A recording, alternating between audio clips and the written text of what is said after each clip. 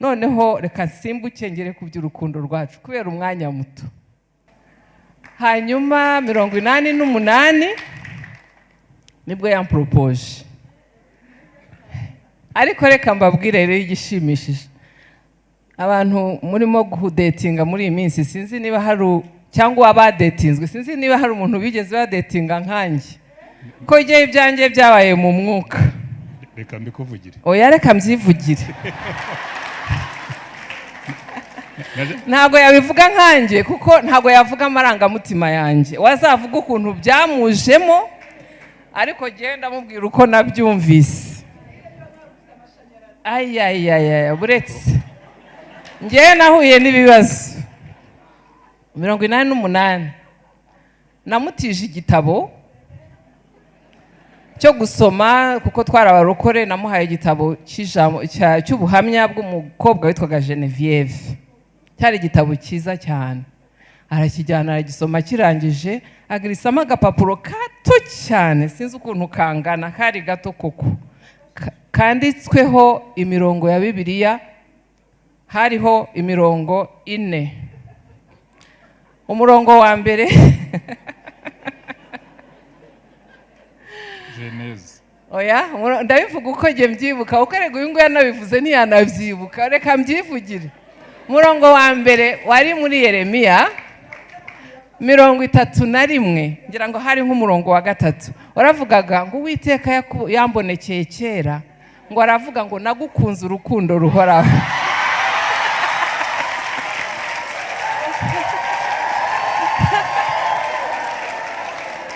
Ntago umva ndagira ngo mbabwire ngo ni quiz, mureke mubanze mutega amatwi mwumve quiz yanjye. Ari quiz ikomeye, quiz murayizi, cyangwa dovinette cyangwa igisakuzo niba ariko nacyita mu Kinyarwanda. Wari umurongo number 1, ntago wari wanditse utyo, wari wanditse Yeremiya 31 umurongo wa 3 gusa, ashyiraho rimwe. Number 2 ashyiraho 2, ashyiraho Itangiriro igice cya 2 umurongo wa 18. Ariko mbere ya 18 ahubwo haravugaga ngo ndaje mbabwira ukuntu byari bimeze.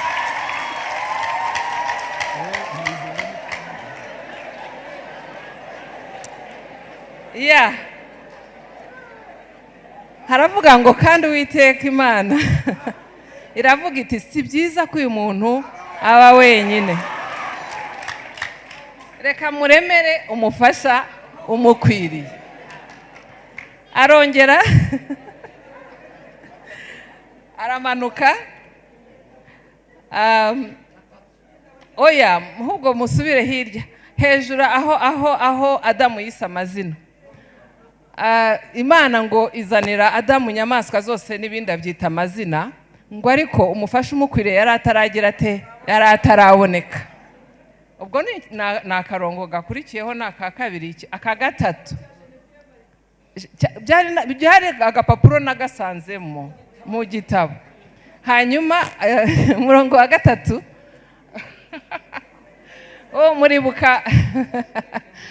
muribuka Yohana umubatiza atuma abigishwa be kuri Yesu.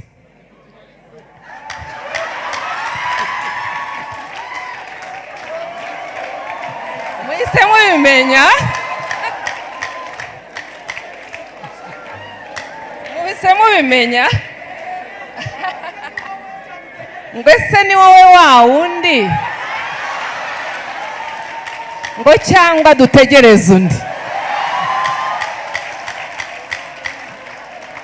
Hanyuma nababwiye ko ari quiz, aranyandikira akantu gatoya hasi, aravuga ngo iyo mirongo uyisome wenyine, ngo hanyuma usenge uzansubize. Murumva ko ari quiz, ariko namaze kuyisoma nyine numva icyo yashatse kuvuga. Kubera ko yashatse kuvuga, nawe natubwira icyatumye abyandika gutyo.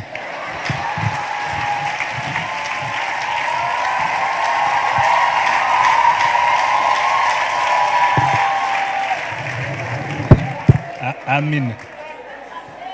bo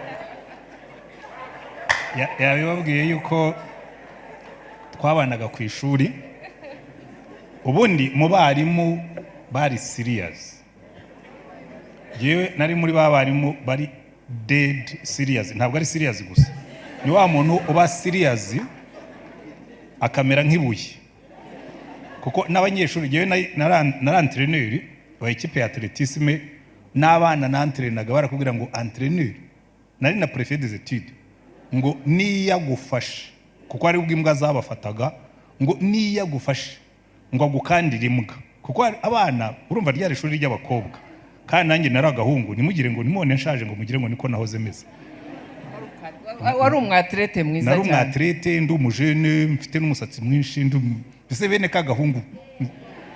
Abana rero bakankunda cyane cyane, nka equipe yanjye ya atletisme barankundaga cyane, akaba nubwo bigusha imbwa kugira ngo nyine mbahe care, haza nkamubwira nti ariko iyi mbwa yagufashe ugira gutyo ukakanda miskri kongera gasubirana, ngo coach ngo byanze vraiment, hagenda nkamufatira nyine nkamukandira, barangiza bagasubira kwiruka, ngo uzi yuko ngo coach ni yagufashe ngo nta santima ziba mu ntoki ze, kuko numvaga ngomba kuba umwarimu utavangavanga. Noneho rero barimo kurangiza, ntabwo twuzuye, jewe nagezeyo mbabwira indi story atababwiye, nagezeyo yiga mu wa gatatu, noneho ndibuka umunsi wa mbere nagiye mu ishuri, ubundi gihe nafite habitude najyaga mu ishuri icyumweru cya mbere abana bose nabaga mbaza amazina, ko najyagamo nkava ku ntebe njya ku yindi, nkahagarara iruhande rw'intebe buri munyeshuri nkamwitegereza, hayivaho nkajya ku yindi nkamwitegereza, nabaga nanditse amazina yabo nkagenda ndeba kugira ngo amasura n'amazina bihure, njye mbahamagara mu mazina. Noneho ngeze ku ntebe ndibuka ahantu hicaraga hirya, mbona agakobwa gafite akajosi karekare keza, siwe wari urimo wenyine, harimo n'abandi, ariko ubwo yagiye muri kategori y'abari kuri kategori yo hejuru. Noneho dusubiye muri salle de prof, umwarimu umwe twari twariganye yari inshuti y'abasaza be babaga Rwamagana, n'abasaza be bakaba inshuti zanjye ko twembi twari abanyamutara. Arambwira ati ariko se, ati wabonye mushiki wa bakanaka muri iriya shuri wari uvuye kwigisha? Ntuwuhe?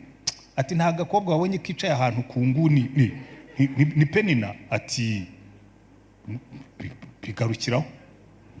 Ndabigisha, bageze mu mwaka wa nyuma, abasore twasenganaga biyi wacu baba mentorizi ba muzehe barasenga, twajyaga duhana ibyifuzo nyine tugasengerana. By the way, twaje no kuvamo abapastori twese abakiriho. Noneho umwe aviyo mu mutari wacu aza ansanga irurinda, arambwira ati rero tuje kuguha inkuru nziza, kagira inkuru. Twarasengaga umuriro ukamanuka. Noneho araza arambwira ati twafashe amasengesho yo kugusengera, ati kandi Imana yaradushubije, nikagira inkuru nziza. Ati umugore wawe kuri hafi kuruta uko utekereza, ni ntakabandi. Ati rwose twarasenze Imana iradusubiza, yashyizeho vue. Ati ni Penina. Ndamubwira nti baba we, ibyo ntabwo ari Imana, ibyo ngibyo ni amasantima yanyu. Ni Penina afite ibyaha bitatu. Icyaha cya mbere ni umunyeshuri wanjye, icyo ntigishobora gutuma, icyo ntabwo cyari icyaha muri sansi y'ibyaha byo muri Bibiliya, ni impamvu. Ndamubwira nti ntabwo nshobora kurongora umunyeshuri nigisha byanyicira izina. Aricara, za kirazira. Ndamubwira ni impamvu ya kabiri, njye nasabye Imana umugore ndusha imyaka 4, uriya murusha 9. Ntabwo Imana ishobora kumpa umugore ndusha imyaka 9. Aricara aranseka. Ahubwo ni cya gatatu, ntararangiza kwiga, azajya muri university kandi nge ndihuta. Arangije arambwira ngo urabizi, ngo reka dusenge nigendere, ngo izo mpamvu zose 3 mpaye nta nimwe yanditse muri Bibiliya, ngo bisigaye uzavugane n'Imana yawe. Nuko ubwo rero aragiye, ntangira kwibaza rwose koko biriya bintu nasenga Imana, ngo Imana irambwira ngo ariko ngo keep going. Ndicara ndabona nzapropose nese kuko umunyeshuri noneho nandika ku gapapuro, ariko narabanje ndabitekereza, ndabisengera, mbishyira muri izo formulation, ndamubwira ni ntacyo, reka mbyandike gutya, nantera n'akadobo ntabwo tuzaba twavuganye, ndazahaza mpakanire mubwire ni thank you, ariko ntagiye mu magambo menshi ashyiramo. Yagarutse aje kuvuga yeye kwizi rero naragiye ndayikora, hanyuma numva ntabwo bijyamo. Nabanje numva ntabwo bijyamo, ndanaza ndamubwira nti numvise bitajyamo kubera impamvu ebyiri. Cya mbere uranduta cyane kandi ndacyafite gahunda yo kujya kwiga. Cya kabiri wabaye umwarimu wanjye, ntabwo numva ukuntu naba umugore w'umwarimu wanjye rwose, ntabwo nazabibasha. Arambwira ati se byanditse muri Bibiliya? Ntabwo ntaho byanditse ariko ndumva bitarimo. Ati ntacyo, niba ari iby'Imana ubwo ni iby'Imana, genda ukomeze usenge. Nisubirirayo nkomeza gusenga. Rero amateka nayo mwayabonye, twimariye mu 90 mu kwezi kwa 8 tariki 18. ariko wabwije ukuri ko wankundaga. Ndabona Apostle ashaka inkuru. Numva ashaka inkuru. Okay, nyuma yaho ubundi n'ubundi bwose naramukundaga. N'ubundi bwose naramukundaga. Ariko nkamukunda nk'umusore mwiza uraho, cyane cyane iyo yabaga yambaye akabrujini ke n'agakote. Yakundaga kuba afite akabrujini n'agakote ka jacket. Afite na afro, afite ukuntu yazamukaga ahantu ukabona biraryoshye.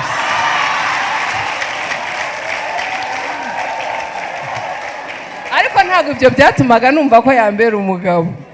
Ikindi namukundiraga cyane, yagiraga amaso manini. Ubu ngubu amaso arashaje, yari afite amaso meza, tukayita amaso y'inyana. Ayo maso rero nayo narayakundaga cyane. Nibuka mwemerera namukoreye poeme nziza cyane, kandi nayise maso y'inyana. Ni wowe bivuze? Ako niko nari ntababwiye. Reka rero dukomeze, kuko turashaka kuvuga pillars. Ubwo mwabyumvise? Pillars y'ijambo ry'Imana. Mwumvise ko ari byo twahereyemo, ariko no mu rugo rwacu nibyo ryatwubakiye. Ikintu cya mbere cyadufashije ni ukubakira ku ijambo no gusengana. Reka manze mvuge gato muri fiançailles, kuko biraza kurangira dutahiye ubuhamya. Ari no ku cyumweru nta kibazo, nta yindi nyigisho irimo. Buriya ngewe nababwiye mbere yuko kubera ko nkuko yababwiye iriya myaka ngewe nagiye kwiga mu Bwongereza, mvuyeyo nzanye masters, numva ntazasubirira Rulindo kuko hari hakiri muri Troncome. Ndasenga mbwira Imana, mva rero nta kuntu namvuye kwiga mu Bwongereza mfite masters, ngo masters yo mu Bwongereza muri 86 ngiye kwigisha muri Troncome. Imana irambwira ngo noneho usubirayo nigiye ukohereje. Ariko iyo myaka yambereye imyaka ya discipline. Oya, twari twarahuye n'ubundi ahubwo yari imyaka ya training. Icyo gihe cyo kwicara yagiye mu Bwongereza muri 85 nzana 6. urumva twari twarahuye 83 ku ishuri, 86 ajya mu Bwongereza. Twari tunaturanye mu Mutara, murumva ni byinshi. Gusa sinzi impamvu tutari tuziranye mbere. Ngira ngo hari ibintu Imana igira gutya igakora. Babaga bari mu mahema hirya iyo twajyaga iwabo yabaga ari hirya ngiyo, sinanamenye ko ari uwawe. Nuko icyo nendaga kubabwira za principe, jewe nakoreragaho ubushakashatsi bwo kugira urugo. Nibyo ntibyari kubaho kubera ko maze gukizwa nabwiye Imana ndabura mbere rero Yesu, sinjya menya kuvangavanga, undinde sinzavanga vange. Imana impa secret, irambwira ngo ibyo kwifata no kwihambira no kugira gute ubivemo, ujye ugendera imbere yanjye ukiranuke. Ntangira kwiga kugendera mu maso y'Imana. Nuno munsi jewe rwose niyo wanshyira hehe nakubwira ngo iyo mbonye Satani azanye bya bintu bye by'ibigeragezo, nsuyicinga muri dimension ya Yesu, nkabwo numva rero Yesu amaso yawe ambeho. Iyo umutima wanjye ubizi ko Yesu andeba, ngira ubutware nk'ubw'intare. N'ibyaha ntibikoraho. Twaruzuye twemeranya ko number 1 tutazigera turyamana mbere yuko twimariye. ko nibazaga ukuntu ndi umuvugabutumwa uzarongora umugore utwite nkumva ntibizagenda. Turabyemeranya. Icya kabiri twemeranya ko tuzajya tuvugana ibintu byose. Icya gatatu za principe nababwiraga, twatangiye gupanga urugo rwacu tukiri abafiyanse, kuko nubwo yari umunyeshuri nambwe nigenda wige rwose, je sinanashaka no kurongora umunyeshuri. Ugende wige, nzagutegereza aho uzarangiriza, tuzimariza uzasanga dipre, ariko izo principe tuzigenderaho. Noneho igihe kiragera, nawe ahura na politike y'iki gihugu, yigaga muri universite muri 1989. Mumbabarire gusubira mu mateka y'u Rwanda, abanyeshuri b'abatutsi benshi, kubera ko byegeraga cya gihe FPR yagiye gutera, muri system bari baramaze kubimenya yuko hari ibintu birimo ku barabirukanye, babashakira impamvu barabirukana. Burya rero ibyago byabamwe biha umugisha w'abandi. Baramwirukanye ndamwe numva reka rero nkubwire, ibyago byawe ni umugisha wanjye, reka dupange ubukwe. Dupanga ubukwe, abashatse n'akazi yakabonye, ngira ngo hasigaye icyumweru ngo twimariye. Bihitira aho ngaho, ibintu byacu twari twabipanze, jewe byose nari nabiteguye, Yesu yarabimpaye biri ku murongo. Ariko ndibuka, reka ko nkavuge kuko karafasha muri wealth, biriya bya health and wealth, twari health pe rwose. Iyo twahuraga twakoraga ibyo bintu bitatu: gusengana, guterana umwete mu nzira, no kuganira, tugapanga planning y'ubuzima bwacu. Icyo gihe rero tutangiye gupanga ubukwe, twemeranya yuko noneho tugomba gutunganya inzu yacu, ko yo nari nayiguze ariko ituzuye neza. Baramutwereraga kuko yabaga hariya, inzu yacu yari muri kariya gace kuri abazaho 525, yari yegeranye na 525, kandi aba kwa musaza we kuri stade. Nimugoroba rero akajyaza, tugahana raporo, kambwira ati uyu munsi kwa kana k'abantwerereye bampaye aya, nanjye bantwerereye bampaye aya. Twapanze ubukwe kugeza no ku mavarisi yazanye, amafaranga turayateranya, twemeranya ibyo azazana n'ibyo azasanga, twemeranya uzagura ibi muri reception na biriya, tubipangira hamwe byose, ku buryo ari health twari tuyifite, na wealth dutangira kuyisangira, ku buryo nkora ibintu byo kugura amavarisi. Mu Bwongereza nari nakuye amaparisi meza, ndababwira ntuzagura amavarisi, nta mpamvu yo kugira amavarisi menshi. Ayo bazaguhaye amavarisi uzaza utwara ari hano, ushyiremo ibintu, hanyuma turabipangana. Kandi guhera uwo munsi byabaye culture y'urugo rwacu. Ubwo mutureba tugira konte zimwe, tugira konte ebyiri twebwe. Kuva icyo gihe tugira konte dukoresha kura, tukagira n'indi konti iba hirya itagira na sheki, kugira ngo dukureho amafaranga. Iyo ya saving ni ukujya muri banki tukaka agapapuro ko gukora transfer, tukayohereza ku ntuza. Bituma ugira urugo ruri balanced kandi ruhora ruri secure mu buryo bw'umutungo. Ibyo rero twatangiye kubipanga tukiri abafiyanse, hanyuma dukora ubukwe turi Maria, tujya mu rugo iwacu. Wenda ubwo ku cyumweru tuzibanda cyane kuri icyo cya wealth family, uburyo health family ibyara wealth family. Katwikomereze kuri health family, urugo rufite ubuzima bwiza. Yababwiye ko ipira ya kabiri ari communication. Communication rero ni ikintu cyiza kandi gikomeye, twayize mbere nkuko yababwiye. Je nari mutari ko yaranyigishije, yambereye umwarimu mwiza mu rugo, yambereye umugabo mwiza, yambereye inshuti nziza, byose yaranyigishije. Rero ikintu cya mbere muri communication yanyigishije kikaniryohera, nuko iyo twabyukaga twarasenganaga, kuko communication ya mbere n'Imana yari must mu rugo rwacu. Gusengana mu gitondo, gusengana nimugoroba, kugeza n'uyu munsi. No tunabyaye na nyuma yaho. Urugo rugira season, murabizi, season zose kandi zirahindagurika. Ariko nshima Imana ko tutigeze tuva kuri iyo gahunda. Iyo yabaye gahunda iri piri ikomeye, fondasiyo ikomeye y'urugo rwacu. Kandi mbere yo gusengana, ikindi twakoraga n'uyu munsi tugikora cyadufashije, wenda namwe uyu munsi cyabafasha, cyari ukubyuka tugasuhuzanya, twarangiza tukabwirana aho turi bwirirwe. Urakora iki uyu munsi? Uririrwa mu biki? Tukabivuga. Icyo gihe nta telefone zahabaga nk'izo dufite mobile. Reka da, umuntu yaragendaga uko yakagiye mu gitondo akagaruka nimugoroba utazi uko yiriwe. kuvugana rero ngo ndirirwa aha ndaba ndi kumwe n'uyu na runaka n'aha nabaga nzi aho aherereye, wenda byaba bituma atinda kuko twari mu bihe bibi. Twavuye ko twimariye muri 90. Abantu benshi ntago baza amateka y'igihugu, ariko cyari igihe kibi cyane, hari za bariyeri, hari ibihe bitoroshye. Iyo nibura nabaga mbonye ko yatinze nabaga nzaho ari, nkavuga nti ubu ngubu yagiye ku rusengero uyu munsi, ari mu masengesho arangira kuri iyi saha, nkaba nzi ko muri ayo masaha ameze gutyo ndi bumubone. Byaramfashaga. Ibyo bintu byagumyeho n'uyu munsi turacyabikora. Iyo tubyutse tuvugana aho turi bwirirwe n'ibyo twirirwamo, tukabona uko tubisengera, biratwubakira. Kandi hari ikindi byadufashije, nk'ubu ngubu kenshi hari ubwo barimo kwigisha nk'uko telefone ntiriho, ushaka kugira emergency, kuko nzi ko ari hano muri women, mfite emergency nzi ko ari mu kwigisha, simbura umuntu wo muri women mpamagara nkamubwira nti you know what, ndashaka pastor Irijama, mbabarira umushaka umumbwirire ko mushaka. Murumva rero ko ibyo bintu byaradufashije cyane muri communication. Communication ifite za pillars nyinshi, akunda no kuyigishaho murabizi, ariko yatubereye ikintu cyiza. Ariko kamvuga indi side iri negative, kuko hari igihe abantu bavuga ibintu byiza gusa mukagira ngo kwa pasiteri ni mu rugo nk'urw'abandi, imvura iragwa, imivi igatemba, imiyaga igahuha, bigatembera ku nzu, bigasanga iri kuri fondasiyo ikomeye.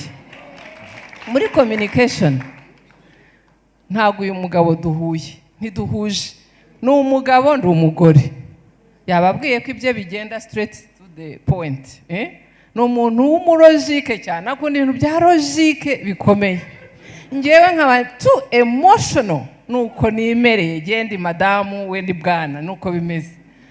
Rero kubera ko tudahuye, tudasa, tutameze kimwe, ntitubura gukocorana. Murumva nyine umuntu uri emotional n'undi uri muri logike, hari igihe bidahura pe, sibyo? Tukagira ibitekerezo bimwe bireba iburasirazuba n'iburengerazuba, tukagira amadiscussion atarangira, atari bubone no gufata noneho rero bigenda biti icyo gihe. Reka mbaheho ubuhamya. Ibyo bintu byarangoye cyane, kuko icyambere nari muto, nabanje kwibwira yuko ari uko anduta, ntabwo nari nakamenya ibyo ari byo.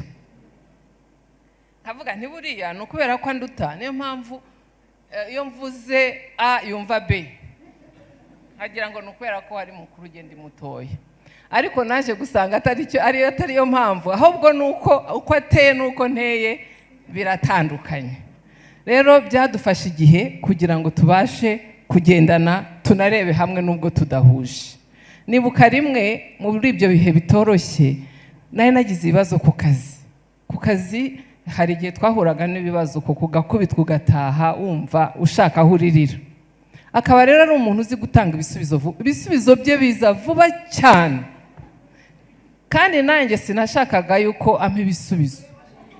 Njye nishakiraga ko antega amatwi, akajya avuga ngo yo pole sana, mbese nuko byagenze, mbese akanyihera urutugu nkarira, akampa pole, akampumuriza, bikaba birarangiye. Hanyuma ahita ambwira ngo ariko ibyo biroroshye. Ntabwo mwabyumva, kumva umuntu waje yumva ashaka aho aririra, ukamubwira ngo ariko ibyo biroroshye, ngo kuki ibyo bintu rwose wabyegereje umutima. Mbese muri rwa rurimi rw'uyu munsi wavuga ngo kuki wabyegereje umutima cyane, jya woroshya ibintu. Ayiwe, ndamubwira numva rero nkubwire, ntabwo ari icyo nashakaga umbwira ngo pole.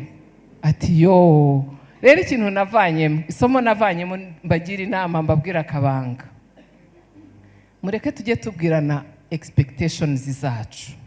Buriya aba bantu ntabwo babasha kudusoma mu mitima, ni abantu nk'abandi, ntabwo ari Imana, ntabwo bashobora kumenya ibiri ku mitima yacu. Mwebwe mubabwire ibyo mukunda, mubabwire ibyo mwifuza. Ibyo nibyo somo nakuyemo muri communication. Nize kumubwira ngo uzi ikintu mba nshaka yuko uvuga ngo yo, ngo pole sana. Nuko nguko kandi yatangiye kubyiga, akantega amatwi akampa pole yarangiza akanangira inama kuko ni umujyanama mwiza cyane akampa inama ariko ibyo guhitamo ibisubizo yasanze bidakora arabivamo ubwo rero abatanga ibisubizo vuba nkawe mutangire kwiga no kuvuga ngo gutega amatwi mwige no kuvuga ngo yo ngo pole ariko niko bigenda ngira ngo turagana ku musozo buriya mu marembo ntawe ujya haririra twebwe mu marembo tuba twarabaye tafu tugashaka ibisubizo hanyuma wagera mu mahema bagatangira kukubwira ngo reka tunarire ariko umuntu arabyiga reka ahubwo reka mbwira abagabo wenda ubwo kimwe mu bintu abagabo ndabizi njya nkora counseling y'ingo nyinshi kimwe mu bintu bigora abagabo ni uko gutega amatwi kuko twe tuza dufite ready made solutions ibisubizo tukaza twabikoze ukumva umugore agomba kwicara ukamuha ibisubizo yanakubwira ko afite ibibazo ukamwereka ko rwose utagomba gufata imbeba ngo uyite intare ari nubwo najyaga mbimubwiriza expressions iyo nkamubwira ariko ntugafata amapusi ngo ugire ngo ningwe ibibazo ujye ubica amazi ubigire bitoya icyo rero iyo ni logique y'abagabo ngira ngo amateraniro nk'ayo ikintu adufasha no gutangira kumva yuko logique z'abagabo zinatandukanye n'iz'abagore ariko ikibikemura ni iki kubwirana uko tumeze expectations ukamenya ngo kuko ntabwo umugabo wawe ari imana nta nubwo ari na murumuna w'Imana nta nubwo ayitwaza ibitabo nk'uko bamwe bajya bavuga aza ari umuntu gusa hanyuma ugomba kumukuramo umugabo wawe bivuga iki kuvuga ngo uyu mugabo agomba kumenya akamenya ko nge ntekereza gutya kandi akanyakira ibyo rero ngira ngo ni amasomo tugenda twiga nanjye ndi umupastori kandi ndi n'umwarimu no kwiga narize ariko ntabwo tujya turangiza kwiga ngira ngo tugomba kwiga kuba humble ukamenya ko rwose umuntu ashobora gutanga ubuhamya gutya ngo ngo umugore wa pastor yavuze ko hari ibintu batumvikana ubuce jewe nta kintu bintwara kubera ko hari ikintu niyemeyeho I'm not perfect kandi ibyo ndabibwira abagabo kugira ngo tubyemere yuko we are not perfect maze imyaka 66 y'amavuko maze 41 nkizwa ariko muri iyo myaka Yesu aracya ko tuzasa ntikurerekana aracyampindura reka rero dusoze dusenga ariko nongere mbibutse ibintu bitatu bituma urugo ruba rwiza. Number 1 urugo rwubakiye ku Mana kandi reka mbigire practical ko hari igihe tuvuga ibintu bya teori. Urugo rwubakiye ku Mana rurasengana ntabwo ari kuvuga ngo rurasenga rurasenga